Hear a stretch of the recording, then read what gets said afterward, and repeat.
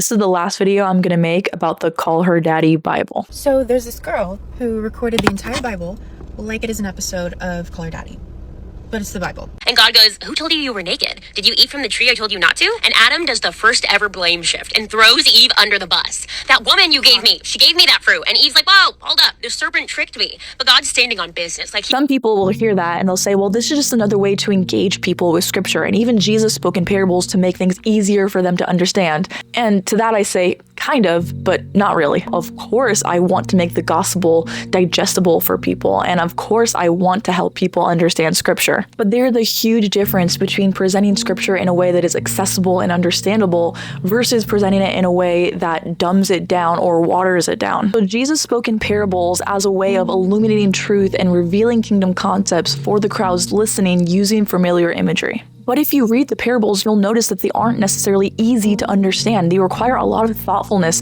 And many times they actually had to ask Jesus, can you explain further? Because the meaning wasn't obvious to them. Because Jesus wasn't using storytelling as a way to dumb down the message. He was using it as a way to invite people in to think and search and wrestle deeper. The Bible actually tells us that Jesus used parables to do two things at the same time. One, to reveal truth for those who were searching for it, and two, to conceal it from those who were not. Jesus explained the parables to the disciples who asked for deeper revelation and explanation. But to the crowds, he let them either choose depth or distance. Do they want to lean into what he's saying and ask for further illumination, or do they want to say this is too hard to understand and walk away? It seems that we missed the part where Jesus allowed people to walk away. He was willing to let them leave. It isn't going to be popular to say, but if people do not want to lean in and they don't want to search and they don't want to count the cost, Jesus did not chase those people down with a watered down message or a pop culture version of the scriptures.